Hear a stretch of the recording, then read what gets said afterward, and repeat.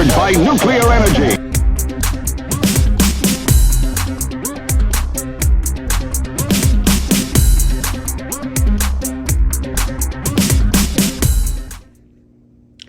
Hi, this is DJ Mondo, and welcome back to the Atomic Luau.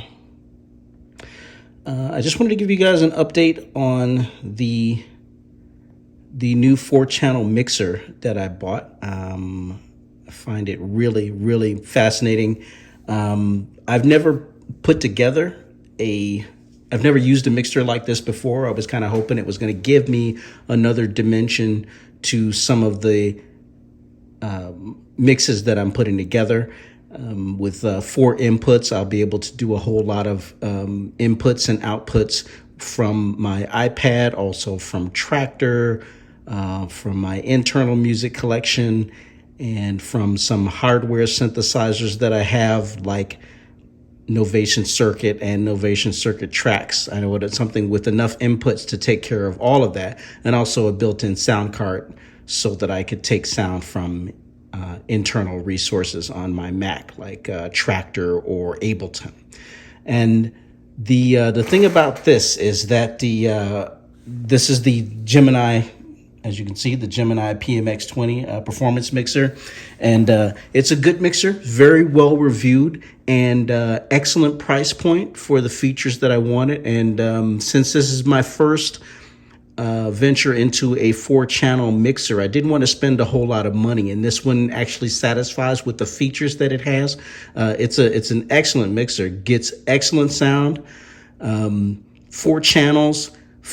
You have built-in effects activators, cue points. You can set cue points on it. It has an input and output for if you want to do external effects processing. You can do that with this. So it's a lot of features on it. And for the price point, it retails in the United States for about $400. And I think that was a reasonable price next to some of the professional ones that are at least twice that.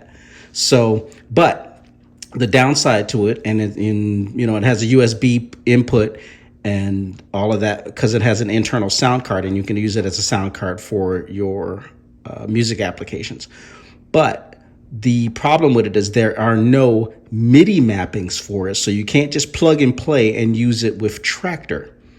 And I thought, that might be kind of the downside, but I didn't want to spend any more money to get something that was out of the box Traktor compatible. So I'm like, okay, well, I can map all of the MIDI points that are on it, but this is my first time doing something like this, and I am at once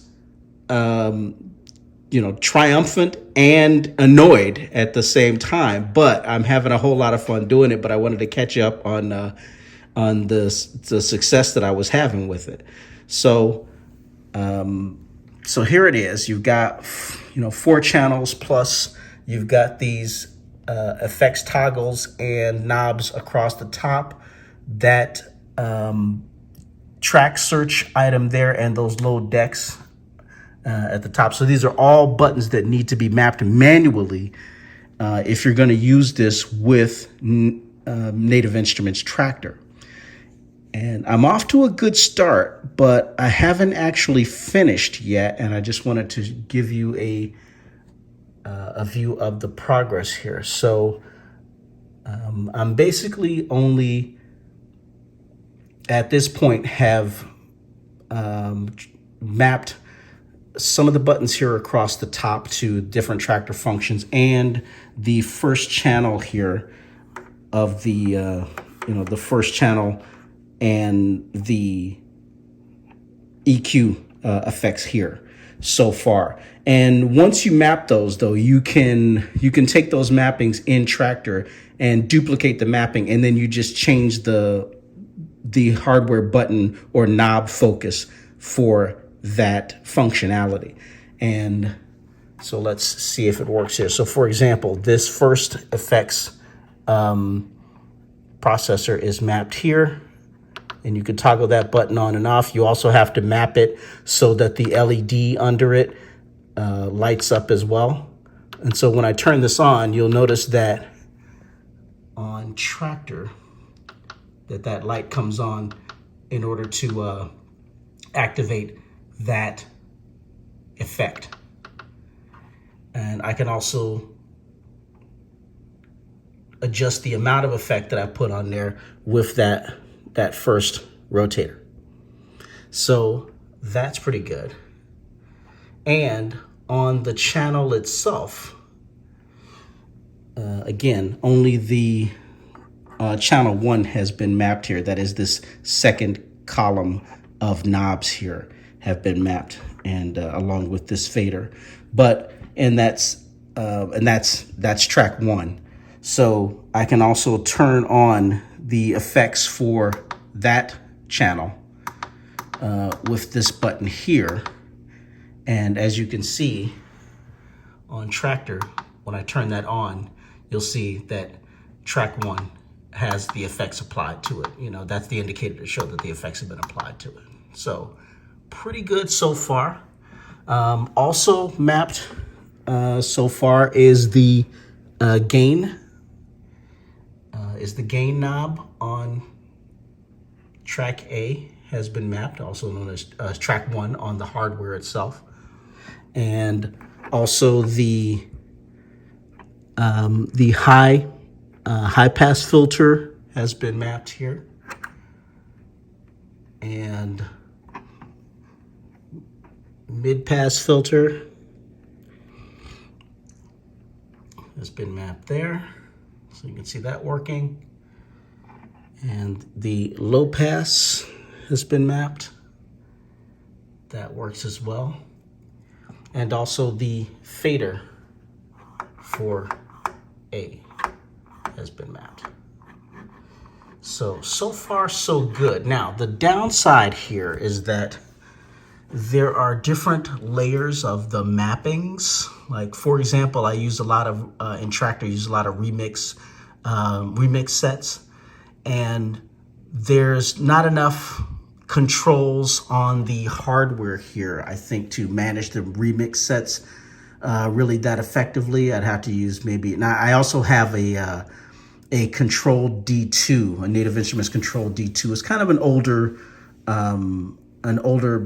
controller from Native Instruments, but it's really good with the remix sets, and I may use that to control like deck A and deck C, but then use this, use the Gemini PMX 20 to control the EQ and the effects on that. So I can do more of that on the fly with this rather than with the D2. But D2, you know, and the D2 can be used for effects control as well. But if you want to something a little bit more ready and tactile, you would use something like this. But I'm off to a decent start.